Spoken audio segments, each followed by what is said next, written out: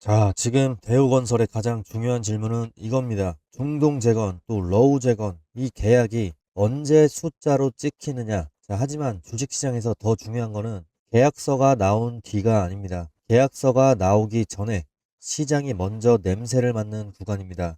지금 대우건설은 이미 26년 1분기 실적 발표에서 방향을 분명히 밝혔습니다. 올해 집중할 대형 프로젝트가 이라크 알포 항만 해군 기지, 또 파푸아뉴기니 LNG, 또 체코 원전, 또 가덕도 신공항 이런 거 직접적으로 언급을 했습니다. 특히 이라크 알포는 단순한 테마가 아니죠.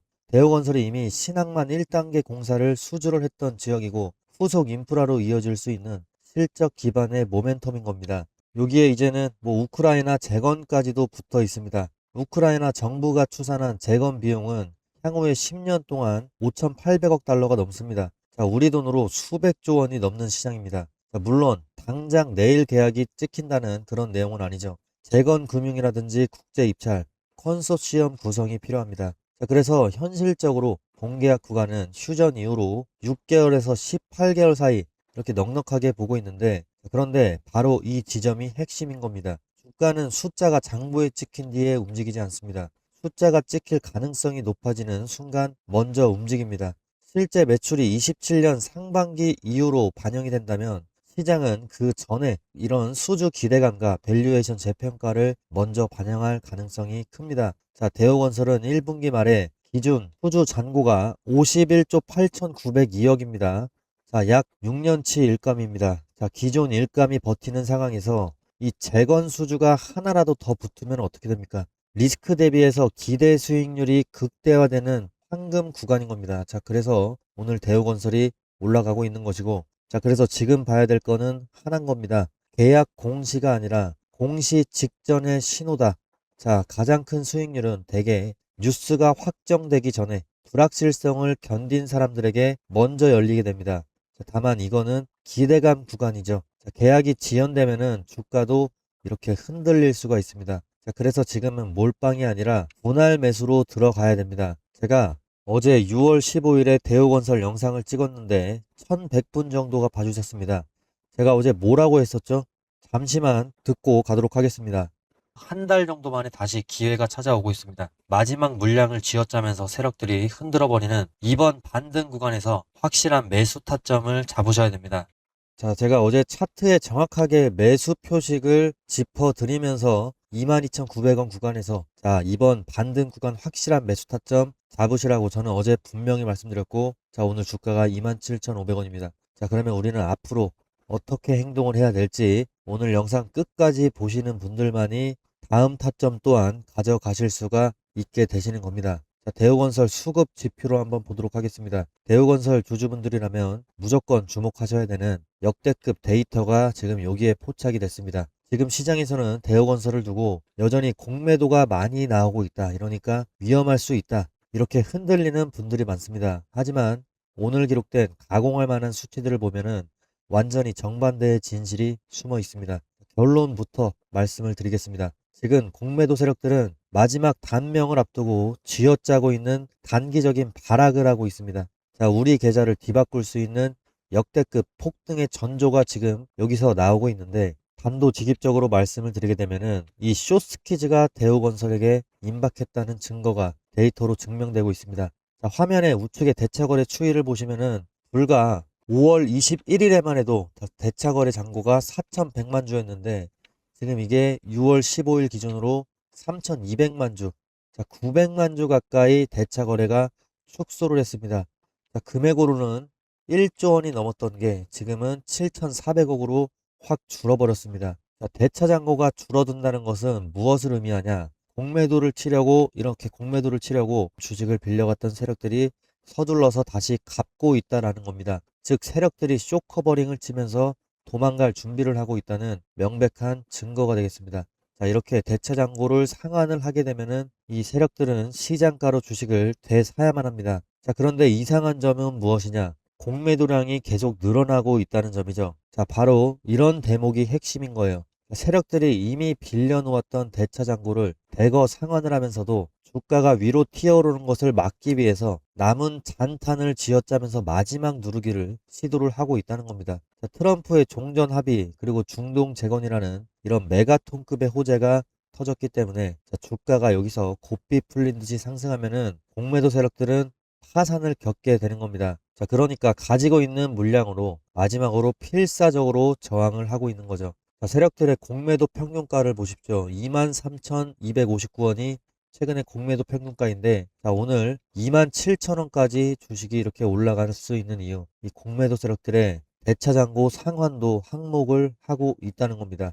세력들이 대차장고를 줄이면서 도망을 치고 있는 지금 이 공매도 매매 비중 수치만 보고 겁먹어서 던지는 희생약이 되시면 안 되겠습니다. 이런 누르기 장세 끝에 결국에 강력한 추세 턴어라운드 장대 양봉이 지금 터져버렸고 세력들의 마지막 출구 전략과 숨겨진 데이터들 지금부터 하나씩 더 깊게 파헤쳐 보도록 하겠습니다. 대우건설이 재건 모멘텀만 있는 주식이 아니죠. 원전 모멘텀도 확실하게 갖고 있습니다. 지금 대우건설 원전 매출 도대체 언제 잡힐 것이냐 이렇게 속이 타들어가시는 분들도 많으실 텐데 오늘 그 답답함을 제가 팩트로 부셔드리겠습니다. 지금 시장에서 가장 큰 오해가 뭐냐? 대우건설을 두산에너빌리티 같은 원전 기자재 기업과 똑같이 비교를 하는 겁니다. 그러나 좀 냉정하게 바라봐야 됩니다. 대우건설은 원자로를 만들어서 당장 매출을 찍어내는 회사가 아닙니다.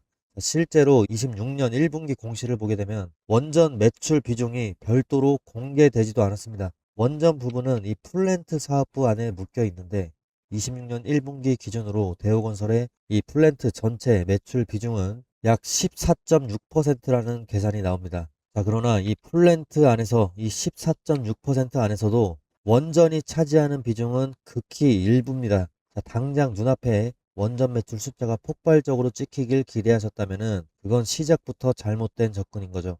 그렇다면 가장 높은 비중을 차지하고 있는 건축 사업 부분, 그 중에서 국내 주택 시장 어떻습니까? 냉정하게 질문 던지겠습니다. 지금 대한민국 주택 시장이 고금리 장기화 속에서 당장 돌아설 이유가 있습니까? 출산율도 계속 급감하고 있는데 집이 미친 듯이 지어질 수 있는 모멘텀이 있습니까? 따라서 국내 주택 경기만 보고 대우건설에 베팅을 하는 무모한 사람은 현재 없을 겁니다. 그러면 도대체 우리 대우건설이 뭘 믿고 가야 하냐? 원전이겠죠. 진짜 본질은 지금부터입니다. 대우건설 원전이 갖는 가치는 당장 1분기 매출 몇천억이 아니죠. 글로벌 대형 원전 수주를 주도할 수 있는 시공 능력에 있습니다. 체코를 비롯해서 유럽 그리고 중동 지역에서 대형 원전 프로젝트가 가시화될 때 원자로를 짓고 개통을 연결하는 초대형 시공을 담당할 수 있는 국내 건설사가 손에 꼽히게 되는 거죠. 그렇다면 당장 이 원전 모멘텀이 가동할 만한 이 추가적인 핵심 뉴스가 뭐가 있냐? 추가 일정이 뭐가 있냐? 이 부분 보시게 되면은 일단 대미투자 특별법이 있죠. 18일에 특별법이 이제 시행이 되면서 대미투자 사업 선정이 본격화됩니다. 여기서 지금 1순위로 합의 도달에 유력한 게 원전이라든지 에너지 부근이죠. 지금 이미 일본과 미국은요, 투자금 105조 원으로 원전을 짓겠다라고 선제적으로 선언을 한 바 있습니다. 따라서 오는 18일에 시행되는 대미투자특별법, 대우건설 미래성장을 가를 수 있는 중요한 분수령이 될 전망이고 18일까지는 안정적으로 대우건설 주가가 무상향하지 않을까. 제일 중요한 리스크는 18일에 뭐가 있죠? 대미투자특별법 발표도 있지만 FOMC 회의가 있습니다. 금리를 결정하는 FOMC 회의. 따라서 제가 볼 땐 17일 오후부터 아니면 18일에는 일단 단기적인 조정이 올 가능성도 있다. 이 부분에 대해서는 제가 전부 다 짚어드릴 건데 일단 법안 시행과 함께 미국 정부의 원전 재건 자금이 본격적으로 풀릴 확률이 높은 게 18일이죠. 대우건설이 그러면은 전사적으로 공을 들이고 있는 대형 원전과 SMR 이 시장의 문은 활짝 열릴 수가 있습니다. 특히 대우건설은 지금 정부 주도로 팀 코리아의 핵심 멤버로서 내년 대형 원전 수주를 정조준하고 있는데 이번 특별법의 1호 투자 대상으로 원전이 유력한 만큼 18일을 기점으로 해서 대우건설 미국 원전 시장 진출 가속도와 수주 가시성이 한층 뚜렷해질 것으로 보입니다. 그동안 중동 리스크 등으로 주춤했던 건설 업황 속에서 18일 법 시행은 대우건설이 해외 원전이라는 고부가 가치 신사업으로 체질을 개선하고 하반기에 이어서 주가 모멘텀을 확보할 수 있는 결정적인 계기가 될 수 있다고 봅니다. 자, 그러면 우리는 이제 FOMC 회의를 6월 18일에 앞두고 있는데 일단 큰 산 하나는 넘었습니다. 트럼프가 드디어 합의 도장을 FOMC를 앞두고 찍게 되었습니다. 이란 외무 차관도 종전 MOU 최종 확정한 상황이고 시장을 짓누르던 정치적인 불확실성 확실하게 거쳤다는 뜻입니다. 자, 그렇다면 이제 남은 일정과 우리를 기다리는 진짜 긴장감은 FOMC죠. 눈앞으로 다가온 FOMC. 6월 18일 새벽 3시에 FOMC 금리 결정 회의가 있습니다. 자, 최근 시장 흐름을 보면은 글로벌 투자 은행들의 분위기는 급격하게 얼어붙고 있죠. 로이터 조사에 따르면 다수의 이코노미스트가 26년 남은 기간 내내 금리 동결을 예상하는 쪽으로 급하게 선회를 하고 있습니다. 심지어 골드만삭스는 기존의 26년 인하 전망을 아예 뒤로 밀어버렸습니다. 처음 인하 시점을 27년으로 수정을 해버렸습니다. 자, 이들이 이렇게 외파적으로 변한 이유는 명확합니다. 미국의 고용 데이터가 여전히 단단하고 인플레이션 리스크는 불씨가 꺼지지 않았기 때문입니다. 자, 유가는 어찌됐든 전쟁 이전의 가격인 이 60달러 선으로 회복을 하지 못하고 있습니다. 자, 그렇다면 이번에 FOMC에서 금리 자체는 동결될 가능성이 거의 확실시 되고 있습니다. 헤드워치 데이터를 보더라도 금리 동결 확률 6월 18일에 99%가 나오고 있습니다. 자, 그렇다면 우리가 진짜 주목해야 될 핵심은 무엇이냐? 자, 바로 새롭게 취임하는 케빈 워시 의장의 이 말 한마디입니다. 지금 시장이 케빈 워시를 바라보는 시선은 굉장히 복잡한데요. 이 워시는 트럼프가 지명한 인물이라는 그런 태생적인 한계 때문에 정치적인 독립성에 대한 끊임없는 의심을 받고 있습니다. 자, 백악관 입김에 휘둘려서 금리를 막 내리는 것 아니냐 이런 우려가 있죠. 자, 하지만 워시 의장도 바보가 아니죠. 시장의 이런 의구심을 단칼에 잘라내기 위해서라도 이번 첫 기자회견에서 엄청나게 매파적인 뉘앙스를 풍기면서 연준 내에서 자신의 입지를 공고히 하는 대쪽 같은 이미지를 풍길 가능성이 높습니다. 자, 우리는 정치와 무관하다. 데이터에 따라서 움직이겠다. 이런 매운맛 발언을 쏟아내면서 독립성을 과시하려고 들 것이다라는 게 월가의 의견입니다. 자, 따라서 금리 동결이라는 겉모습 뒤에 연내의 금리 인하 기대감을 완전히 지워버리는 매파적인 대비전이 될 확률이 높다는 뜻이죠. 자, 여기서 그러면 우리 대우건설 주주분들의 고민이 한층 깊어질 수 있습니다. 다들 아시다시피 대우건설은 뭐 원전을 하든 재건을 하든 어찌됐든 건설주입니다. 이 건설주는요, 금리 변화 그리고 매크로 환경에 가장 민감하게 반응하는 대표적인 섹터이죠. 자, 금리 인하 시점이 뒤로 밀리고 워시 의장이 매운맛 데뷔전을 치르게 되면은 글로벌 증시 충격과 함께 고금리 장기화 우려가 건설 업황을 다시 한번 압박할 수가 있습니다. 자, 그렇게 된다면 대우건설 단기적으로 추가 조정 가능성이 충분히 열릴 수가 있는 게 이제 18일인 겁니다. 자, 최고점에서 매도하지 못해서 고통받으셨던 분들이라면 아니면 이 바닥에서 어제 제 방송 못 보시고 매수를 실패하신 분들이라면 지금 시장의 이런 혼란스러운 상황 속에서 혼자서 이런 데이터들 매일 분석하고 적용을 하시는 것은 상당히 벅차고 대응 타이밍을 잡기도 힘드실 겁니다. 자, 그런 분들을 위해서 자, 화면 위에 있는 제 개인 번호 띄워드리겠습니다. 이쪽으로 대우건설이라고 문자 한 통 남겨주시면은 제가 실시간으로 영상보다 빠른 매수와 매도 타점이 오게 되면은 자, 정확하게 신호 보내드리도록 하겠습니다. 자, 저는 이미 지난 6월 15일에 남들이 공포에 질려서 던질 때 우리 구독자분들께 영상으로 정확하게 진입 타이밍 잡아드린 바 있습니다. 이번 변곡점 역시 준비된 자만이 기회를 온전하게 가져가실 수가 있습니다. 자, 6월 18일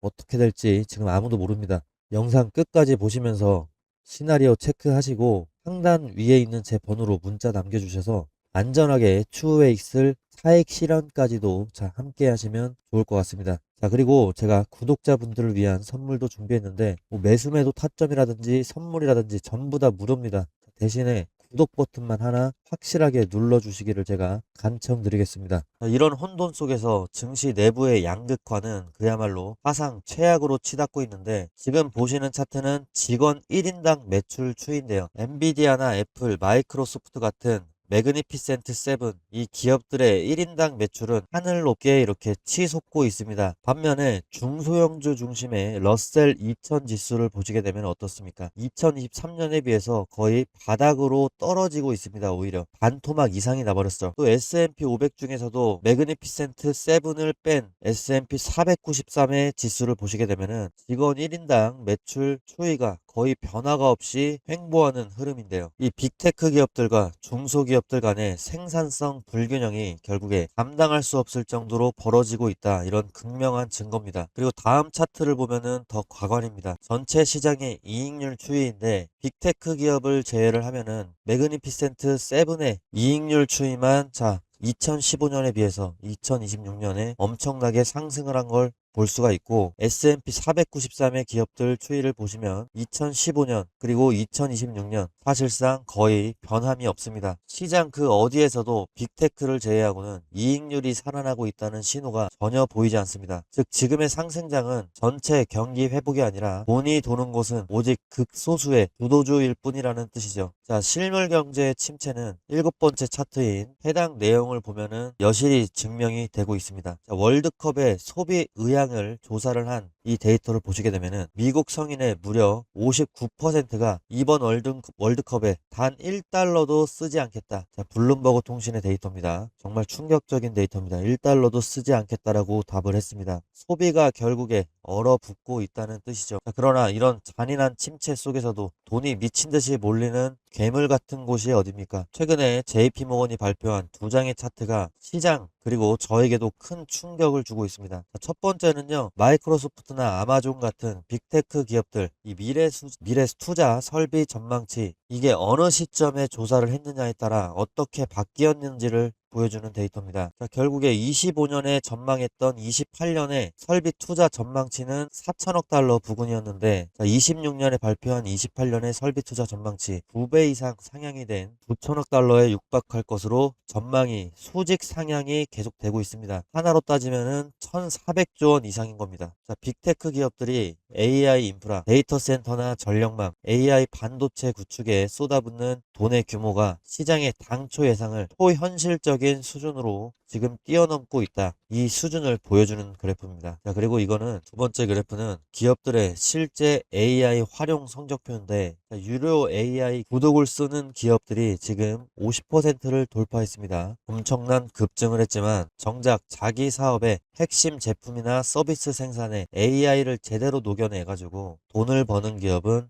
10% 정도 수준에 머물러 있습니다. 기업들이 돈을 내고 구독하는 것은 증가했지만 이것이 실제 산업의 생산성 증대나 제품 혁신으로 완전히 전환되기 전까지는 아직 시차가 존재합니다. 결국에 AI 소프트웨어의 진짜 수익화까지는 아직 시간이 더 필요합니다. 하지만 빅테크가 돈을 사정없이 쏟아붓고 있는 지금 우리가 가장 먼저 주목해야 될 곳은 명확하죠. 실체가 없는 소프트웨어보다는 이 막대한 투자 자금을 고스란히 흡수하고 있는 전력망이라든지 에너지, 인프라 장비 같은 강력한 물리적 자산 이 진영이 될 겁니다. 이런 시차 속에 거대한 기회가 있습니다. 시장 일각에서 나오는 AI 거품론이라든지 캐펙스 피크아웃 우려 이런 것들과 달리 빅테크의 투자 의지는 상상을 초월할 정도로 완고합니다. 투자자 여러분, 지금은 아무 주식이나 사서 기도를 하는 그런 시장이 아닙니다. 철저하게 돈이 쏠리는 주도주를 세력이 매집하는 그 길목을 정확하게 잡아야만 살아남을 수가 있습니다. 지금 내가 들고 있는 이 종목이 정말 맞는 것인가? 밤잠 설치면서 고민하고 계신 분들은 지금 바로 화면 위에 나오는 제 개인 번호로 종목명 그리고 평단가 또 보유 비중 이렇게 세 가지를 꼭 남겨주세요. 내가 지금 제대로 가고 있는지 아니면 당장 빠져나와야 되는 그런 자리인지 전업 투자자의 시선으로 정확하게 진단을 해드리고 이 거대한 위기 속에서 유일하게 살아남을 수도 있는 실시간 타점까지도 함께 전송을 해드리도록 하겠습니다. 기회는 망설이는 자를 기다려주지 않습니다.